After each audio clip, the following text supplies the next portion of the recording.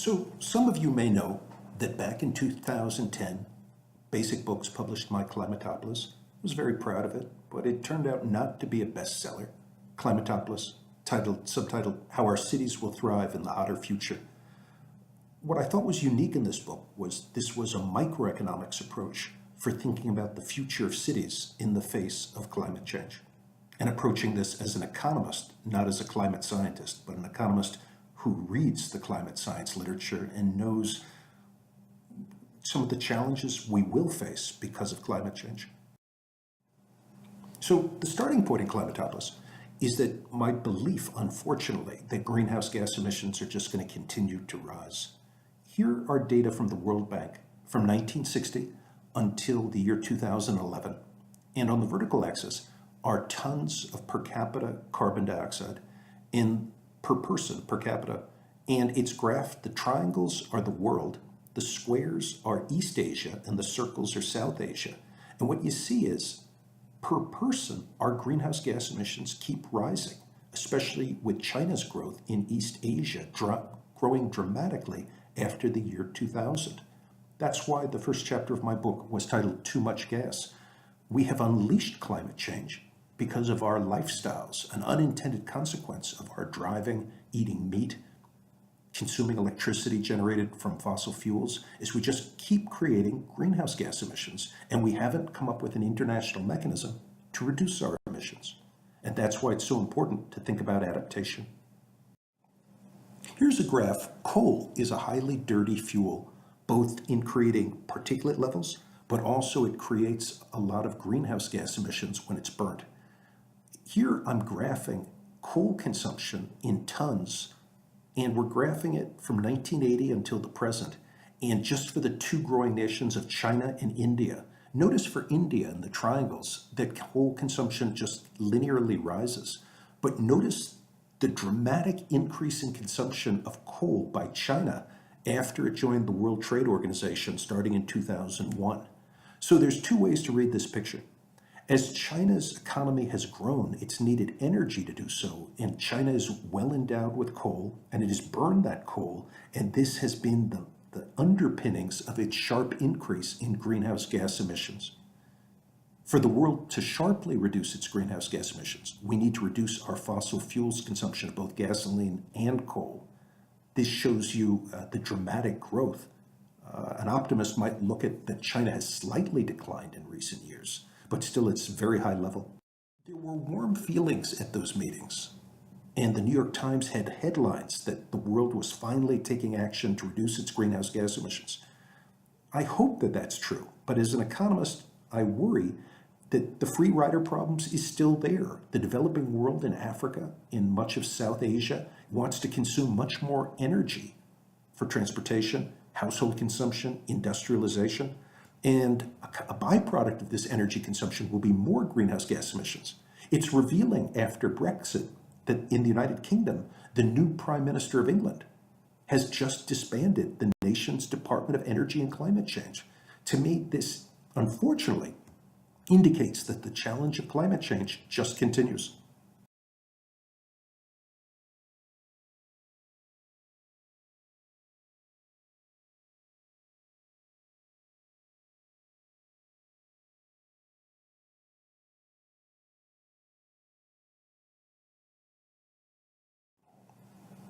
Six years have passed since I published Climatopolis, and this video is really sort of an update and a report card about what I've learned and where I think the literature is going.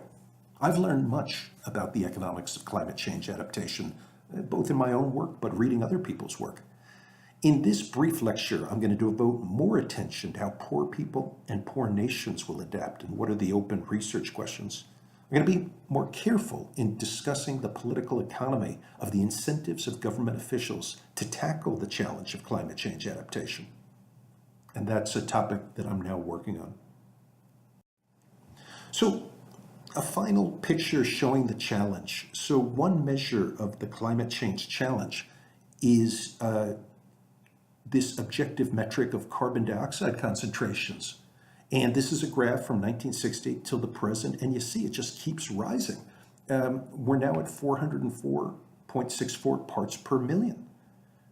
and that this is just going to continue to rise. Despite the COP21, I see this rising. Of course, I'm aware of the rise of electric vehicles and renewable power, but at the same time, there's more people on the planet with more income seeking to consume more energy to improve their lives. An unintended consequence of that, in the absence of carbon pricing, is more greenhouse gas emissions, and this brings adaptation to the forefront. What I'm going to do now is, without being too immodest, talk about the strengths of my 2010 Climatopolis book. And this will allow me to rehash the argument. And then I'm going to turn to the weaknesses of the book and how I'm trying to fix those now moving forward.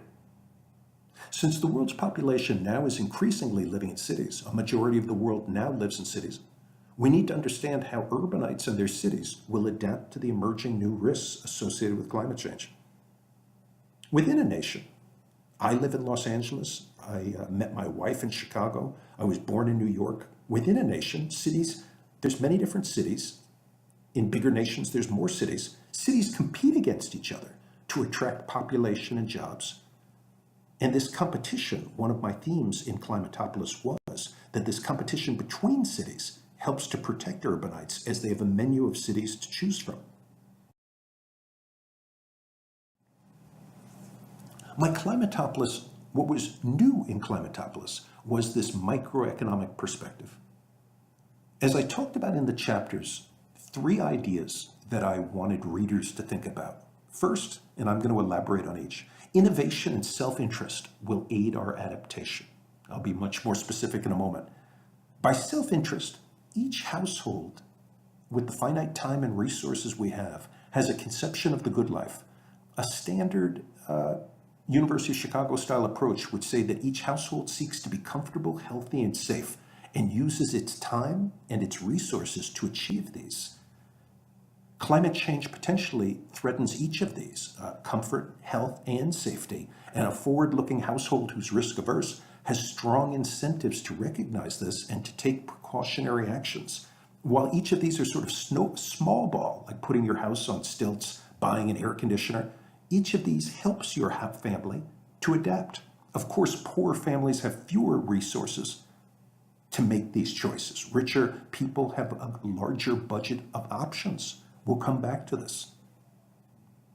A third point that I could talk about at length in Climatopolis is that local land values reflect the expectations of quality of life in cities. If a city's quality of life is expected to go to hell because of climate change, the efficient markets hypothesis posits that land values in those affected cities will plummet now.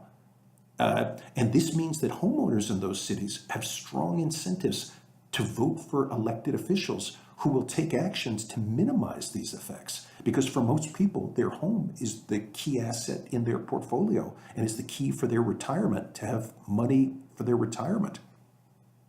A key idea in economics is that land and housing is more valuable in higher quality, safer areas. If climate change makes an area risky, then from basic supply and demand, land values in such risky areas will go down. Land values will go up in those areas that are relatively safer. That competition is reflected in prices, and many environmental scientists ignore the role that the price system, the capitalist price system, plays in sending signals and protecting us. Something that Climatopolis talks about and that continues to be pertinent is, how do cities differ? So 2 cities with millions of people are San Francisco and Cairo in Egypt. If you met a space alien, how would you describe these cities? Cities differ with respect to their climate conditions, their existing infrastructure and institutions, what buildings they have, where they've built their airports, their public parks. People differ. In a city, there's always rich and poor people. Where do the rich live? Where do the poor live? Do the poor live along the coast, or do the rich, like along California's coastline, live there? Mitt Romney lives very close to the ocean. In other areas in the developing world, the poor live in such places, especially likely if it's a risky place, because rents will be low. And unfortunately, that attracts the poor, who don't have that many housing options, given the resources they have and the market prices for real estate. Here's a picture of beautiful San Francisco at night. You can see the skyline and the bay. Will it continue to be a great city as sea level rises? With its temperate climate, if it gets warmer, will San Francisco continue to be a superstar city? Which cities in the US will in this competition, as climate change shifts, raises sea levels, shifts climate conditions, which cities will be relatively attractive? Those cities will attract people and jobs, and land values will be high there. Here's one photo of Cairo, which sort of tells a tale of two cities, contrasting where the poor live relative to some very nice new towers. A very key issue in the economics of adapting to climate change is how is the urban poor's quality of life affected? So I've already mentioned this competition within a system of cities. And I want to think about this both in rich and poor countries.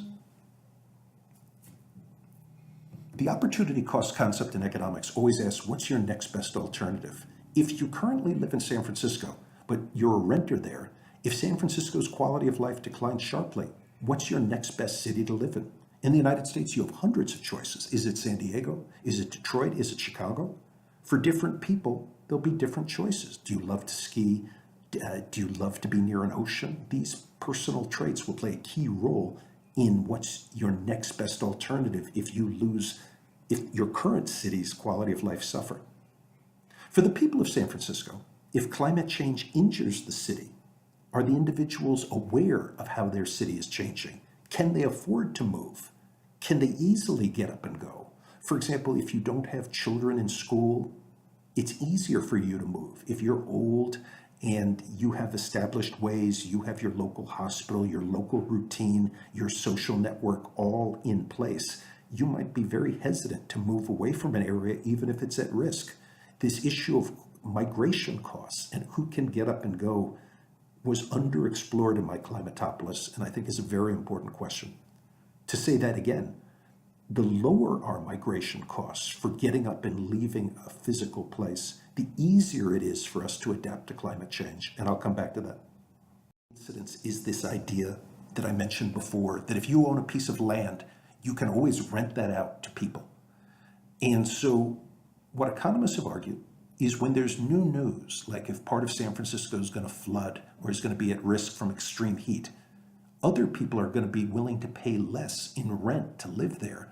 And a homeowner gets the present discounted flow of these rents. And thus, if an area becomes less desirable, the person who owns that property owns a less valuable asset. So in this sense, climate risk, the economic incidence, is borne by those who own these assets. In the year 2016, San Francisco has much higher home prices than Detroit. Something that interests me very much is as climate change unfolds, in 34 years, in the year 2050, could this net gap significantly narrow? It would narrow if home prices fall in San Francisco and they go up in Detroit. How could home prices rise in Detroit because of climate change?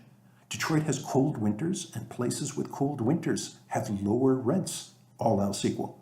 If winters become warmer in Detroit, then rents could rise there in relative terms, relative to San Francisco. So it's important to think about relative winners and losers among landowners in different cities as the population chooses where to live, and this shifts the demand and thus the pricing of housing in different cities.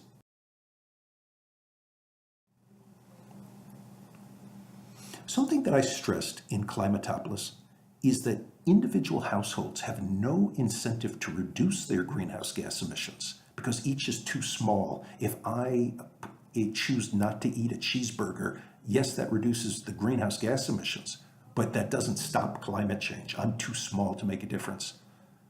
So there's a free rider problem.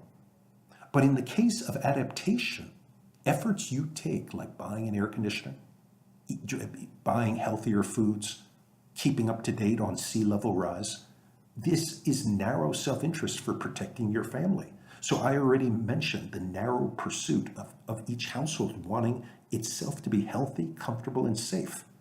My teacher, Gary Becker, in his work on household production, he stressed the importance of this framework for thinking about the choices that households make. In his model, we each have a conception of the good life, that we want to be healthy, comfortable, and safe. We know how much money we have. We know the prices of goods, and we have 24 hours in the day, and we allocate that time and our money to achieve our goals of health, comfort, and safety to the best we can. Individually self-interested families are going to allocate their resources to protect themselves from new threats. So intuitively, if you live in a tough neighborhood, you might buy a security fence or buy a gun. These are protective investments. In a similar sense, if you're in a flood area and you're aware of this, you might put your house on stilts or have a floating house. These are actions you can take to protect yourself from risk, and you have every incentive to do so. And this was part of my optimism about our ability to adapt to climate change. Who, while he never worked on climate change adaptation, his work on self-protection and individual rationality is directly relevant. A second idea in Climatopolis about how we're going to adapt to climate change is endogenous innovation. Here's a photo of Elon Musk, the billionaire who's given us SpaceX, Tesla, and is investing in Solar City. Yes, Elon Musk is a rare man as an entrepreneur who's made billions. But there's a question of what problems he chooses to work on. Mark Zuckerberg, another entrepreneur, chose to create Facebook. For our very best entrepreneurs, what questions do they work on? The profit motive says and predicts that business people are more likely to work on a project if they think they could earn huge profits. And so if climate change could cause horrible impacts on our quality of life, the flip side of crisis is this creates a business opportunity for business people who can come up with ways to create products that we will need to adapt, like energy efficient air conditioners, renewable power generation, safe housing that's resistant to floods and natural disasters. There's actually a huge market here for entrepreneurs who can design affordable quality products. And the buzzword for that is endogenous innovation. Many scaremongers who have not thought about economics implicitly assume that we will take no proactive responses to protect ourselves from emerging threats. But that contradicts economic logic. There's always business people looking for the next market opportunity. Uber, even Theranos, of looking for market opportunities. Some of these products may not work, but through competition we'll learn that.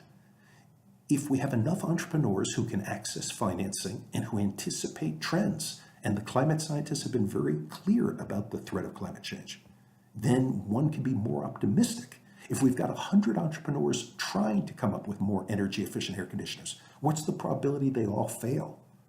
From a given household's point of view, we only need one of them to succeed.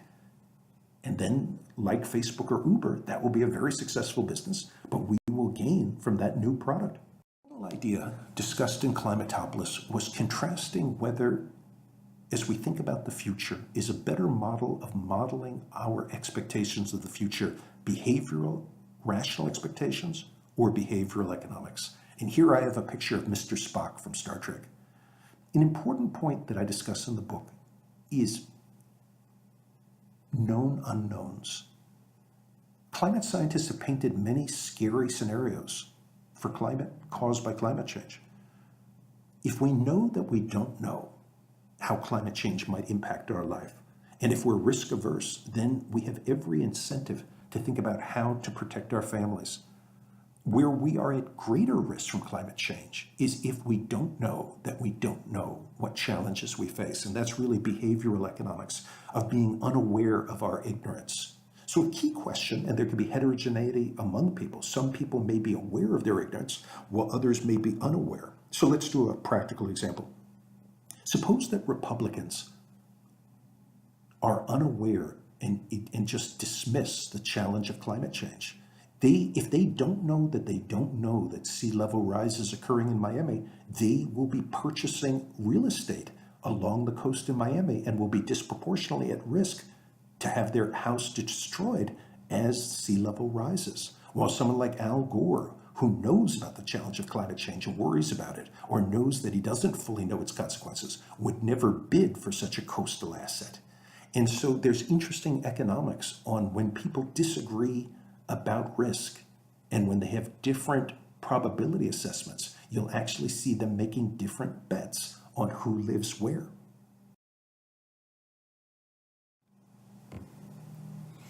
Climatopolis, like any other book, had many weaknesses.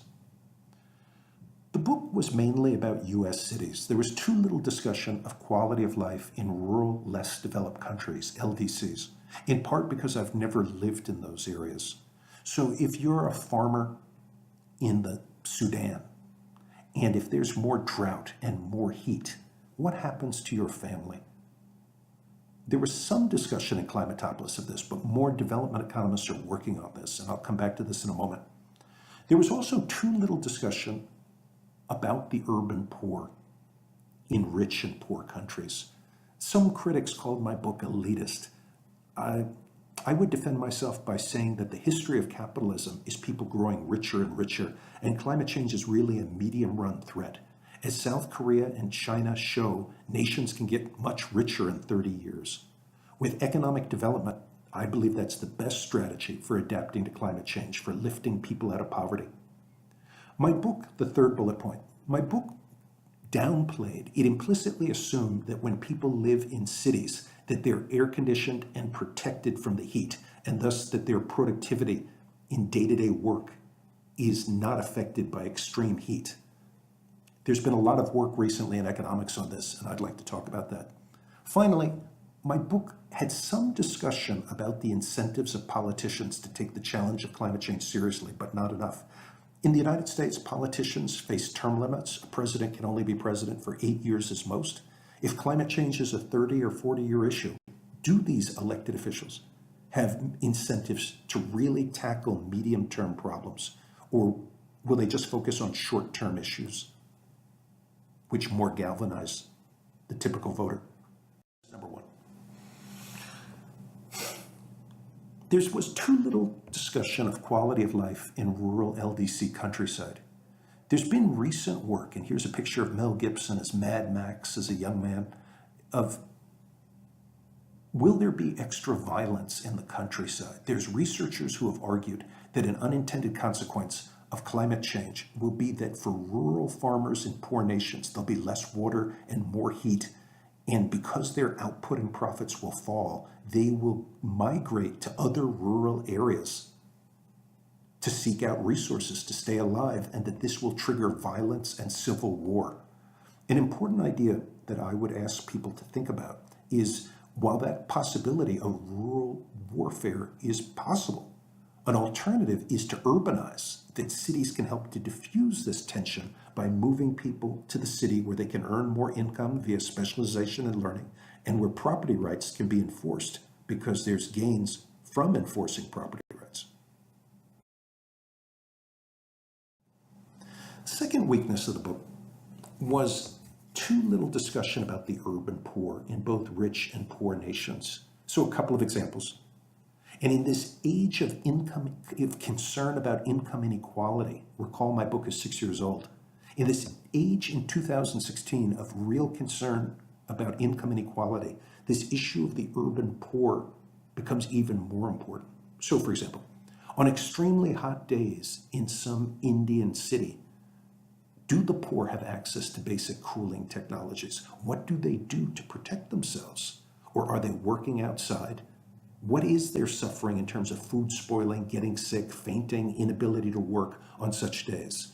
What strategies do the poorest poor in the poorest nations in urban areas have to cope on such shock days?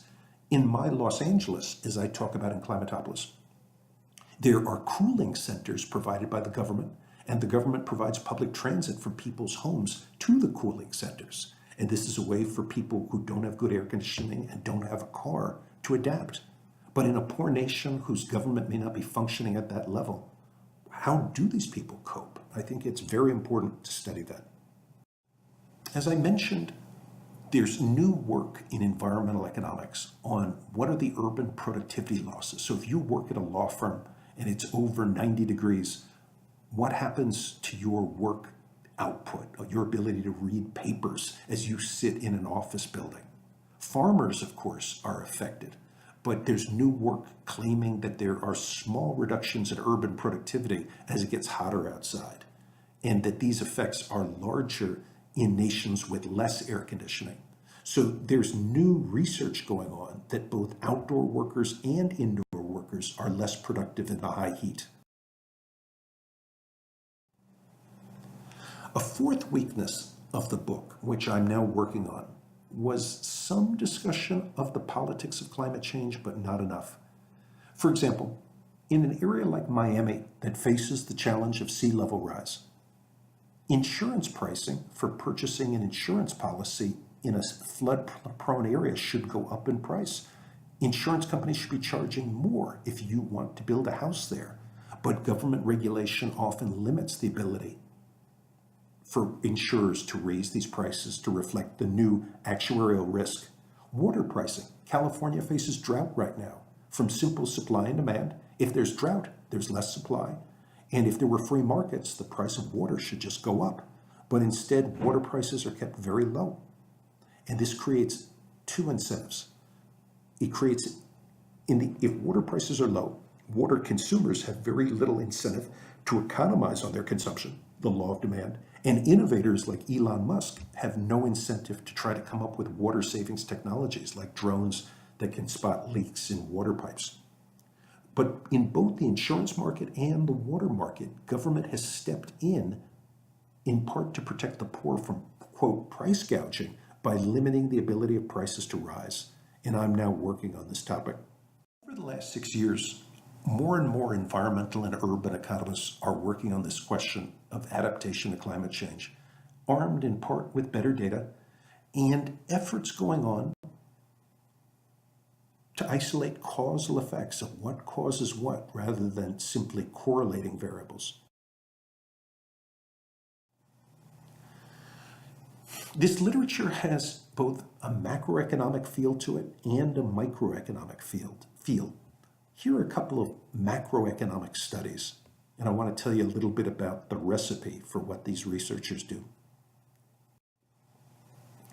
In the macroeconomics climate research approach, researchers are studying how nations in a given year, how their per capita growth rate of income growth rate. For example, the United States is growing at about 2% per year right now, while China is growing at 5 or 6%. These researchers want to estimate a historical relationship and ask, if it's hotter outside in a given year, does the economic growth rate fall? If there's less rain in a given year, does the economic growth rate fall?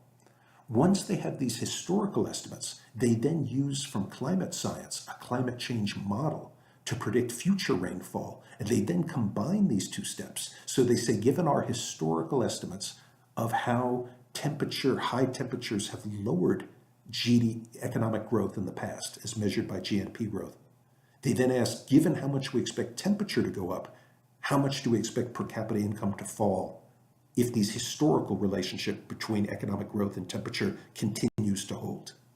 And this is a standard approach in the new macro climate literature.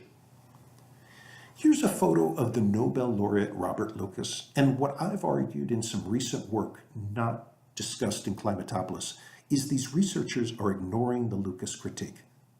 Robert Lucas was very interested in the idea that he was interested in, as government changes its rules of the game, that rational people change their behavior. So, for example, if everyone knows that government is going to raise taxes in the future, forward-looking people might save more now because they expect their taxes will go up, so that people's consumption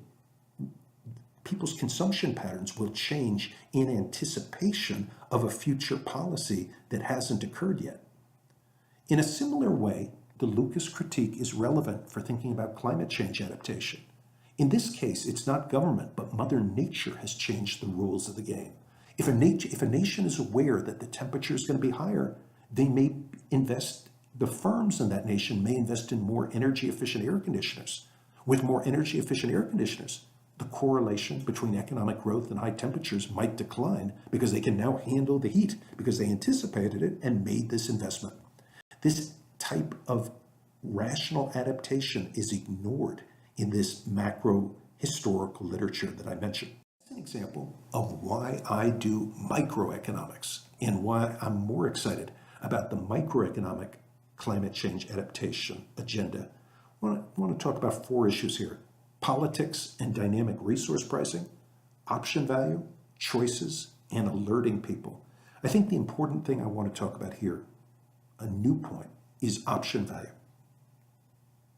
A city like Manhattan, a city like New York City, with its main center of Manhattan, has billions of dollars of real estate that was built up in the past before there were concerns about sea level rise. If we were to build Manhattan again, I believe that developers would not build the same structures. They would want to build structures with more option value, that we know that we don't know how much sea level will rise. In an extreme case, we would want the equivalent of a Lego capital stock. Lego is that children's toy that you can assemble and disassemble. We would want a capital stock, a modular capital stock, that would allow us to disassemble it.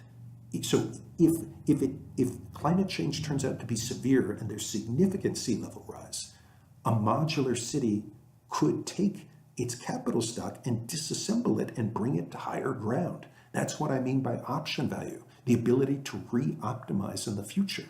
And this is a type of architecture and building that helps cities to adapt. You don't have this sunk capital that you are at risk to lose if the sea rises more than you expected.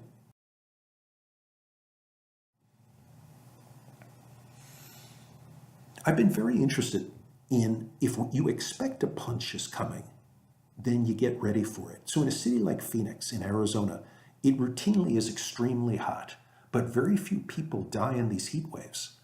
A city like Phoenix, the people of Phoenix anticipate that it could be very hot, and they've taken precautions to protect themselves. And then when the heat comes, it causes relatively little impact. For poor people, adapting through air conditioning is not free. You have to purchase the air conditioner, you have to purchase the electricity, and environmentalists are quick to point out that if the electricity comes from fossil fuels, from coal-fired and natural gas power plants, that an unintended consequence of running these power plants is more greenhouse gas emissions.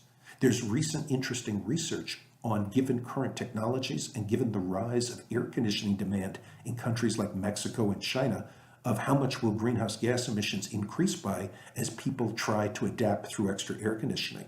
The key here for having the win-win of adaptation without exacerbating the threat of climate change is more energy efficient air conditioners which run on renewable power.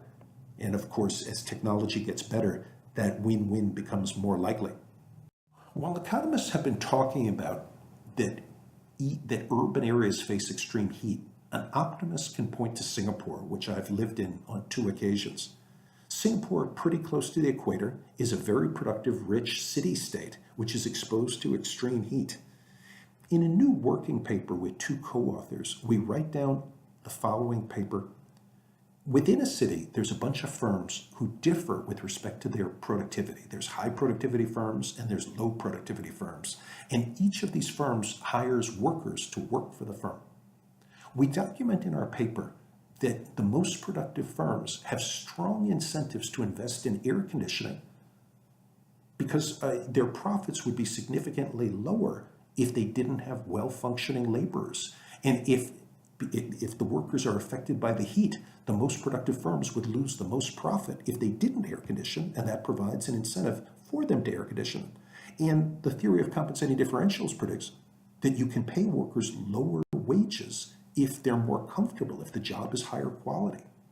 And so providing air conditioning both raises the productivity of workers and lowers the wage you have to pay them, making the most productive firms even more likely to install air conditioning.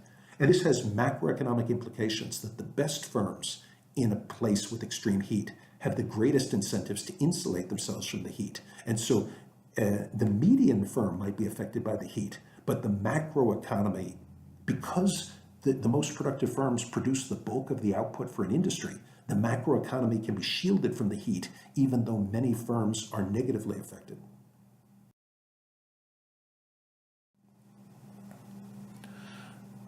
I recognize that farming and the future of our food is going to be affected by climate change.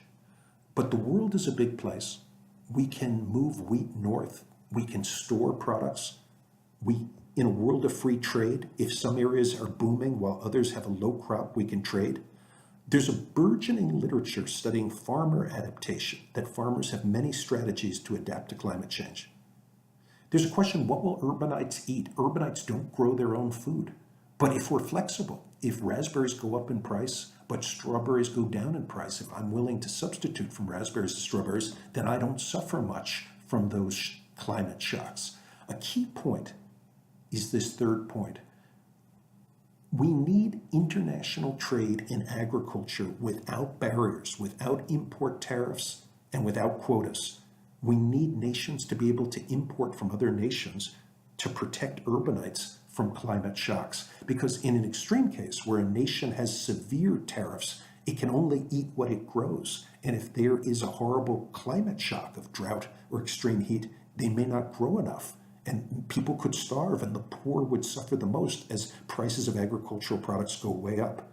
But if there's an international market for these goods and no trade barriers, even the poor will continue to be able to afford food staples to continue to live on in the face of threat.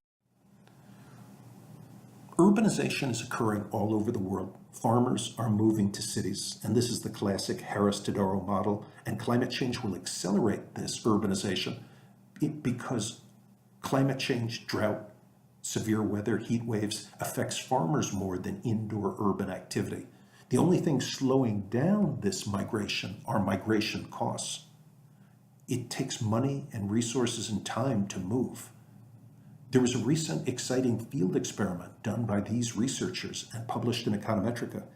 They, at random, handed out bus tickets to make it cheaper for rural people in Bangladesh to go to the cities. When these young men went to the cities, they found jobs, earned money, and sent it back to the countryside.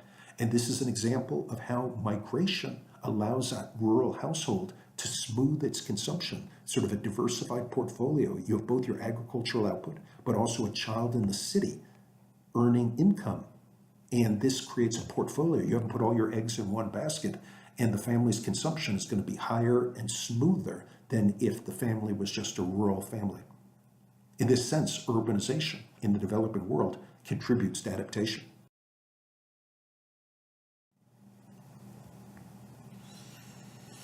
Just as I mentioned before, I live in Los Angeles, but I could be in Chicago or Dallas. A key issue in the developing world for protecting urbanites is that they have a choice.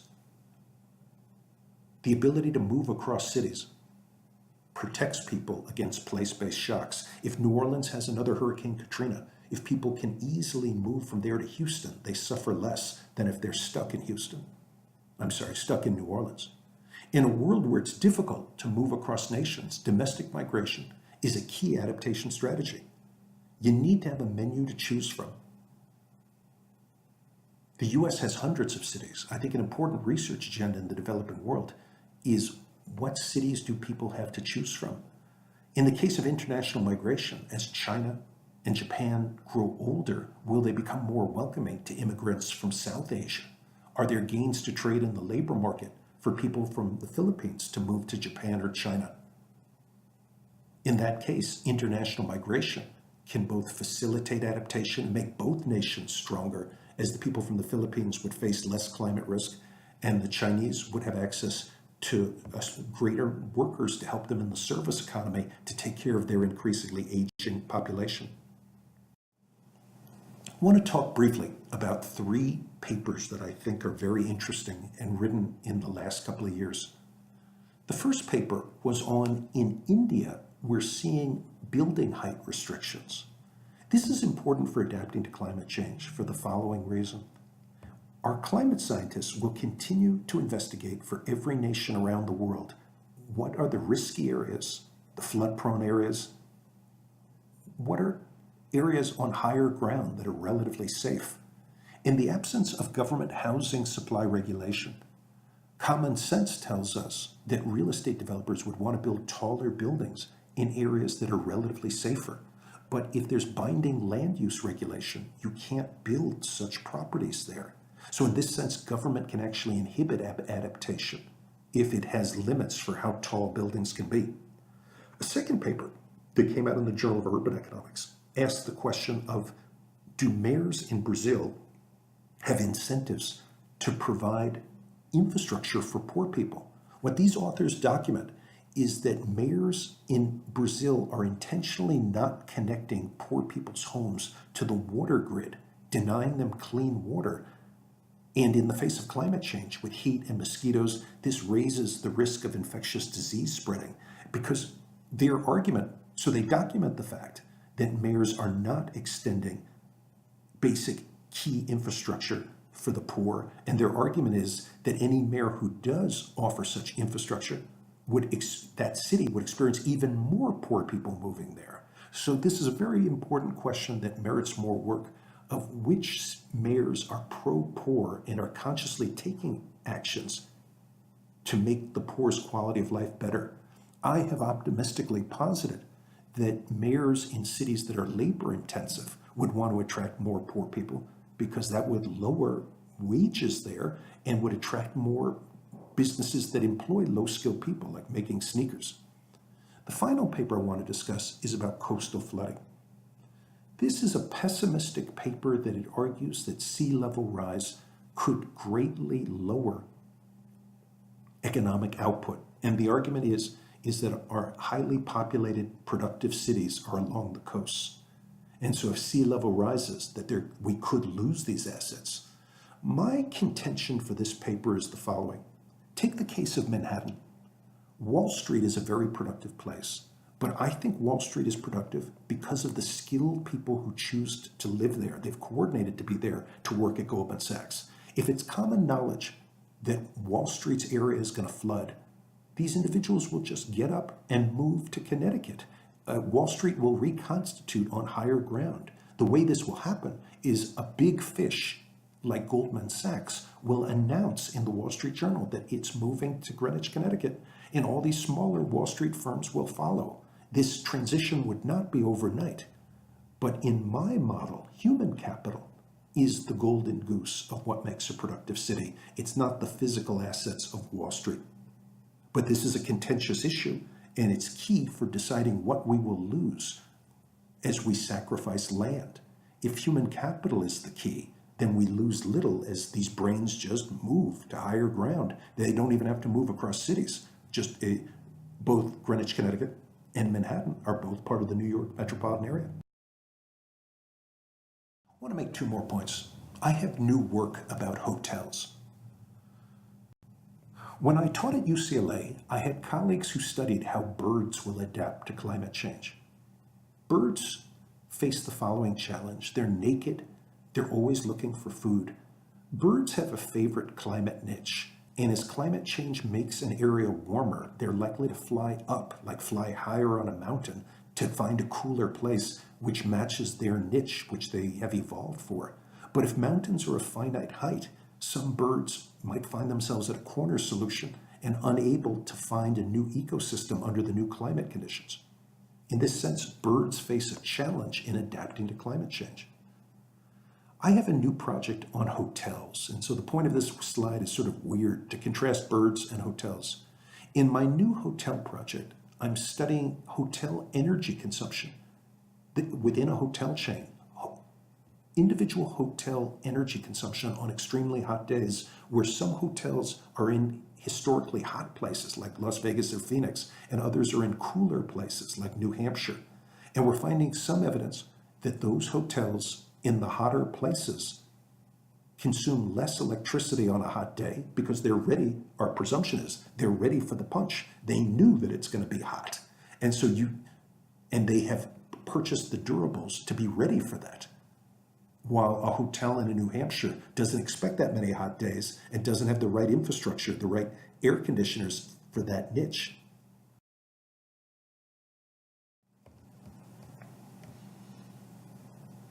We have experienced severe disasters like Hurricane Sandy, and there's a question of whether climate change caused these. Climate scientists have speculated that these events are increasingly likely because of climate change. So New York City's general area was greatly affected by Hurricane Sandy. I'd like to make a couple of quick points. One, we saw the governor of New Jersey, which was, of course, New Jersey, of course, was affected by Hurricane Sandy, hugging President Obama. These two men are of different political parties. And what I thought this was about was Governor Christie hoping for a financial transfer and a disaster FEMA status from the president. This interests me very much because of this spatial moral hazard. If political leaders believe that their area will be bailed out using national taxpayer dollars, this reduces the incentive for them to be smart about protecting their own area because they're spending other people's money. Another point I want to make is for coastal homes that get destroyed, who bears the incidence of this? After Hurricane Sandy, the state of New York wanted to buy people's homes near the coast to create wetlands. These natural barriers absorb water and help to protect against flooding. The people who own the homes that were destroyed by Sandy wanted government to give them the price of the home before the disaster occurred, while the government wanted to pay the price of for the land, which was now lower after the disaster. So there's an interesting issue of when shocks occur, who pays for them? The taxpayers or the people who had made the bet that they wanted a coastal house? So with those who bought the coastal house, they get the upside in value if coastal homes go up in price. But these guys didn't want to bear the downside risk caused by the disaster. They wanted the general taxpayers to bear that, and I find that to be convenient. The New York Times gave several examples of companies who did not suffer from Hurricane Sandy because their forward-looking bosses had taken precautions to be ready for the shock. I predict that we will see more of these bosses moving forward, and even climate deniers will be taking some preventative actions, but that's a testable hypothesis. Competition across cities, within a system of cities, and with some international migration, creates strong incentives for our politicians to help us to adapt to climate change. By having this system of cities to choose from, individuals can protect themselves against the ambiguous punch of climate change. Those who own the land in these cities will be at risk for an asset price loss if the city becomes less attractive, but they'll enjoy a windfall gain if their city is relatively good at adapting to climate change. So this is my final slide. In our risky world, I'm interested in risk-taking in a risky world. If you observe somebody in the developed or developing world living in a coastal place that's becoming increasingly risky because of climate change due to sea level rise, what would you conclude? That they love the view from where they are? That they're ignorant of the new risks? That they have some special ability to protect themselves? That they anticipate that if something terrible happens, that the federal government will bail them out? Or that they're so poor that there's just nothing that they can do to protect themselves? Depending on your answer to this question determines very much how we as a society respond to the challenge of climate change. And I think that this has to be studied in every country and over time.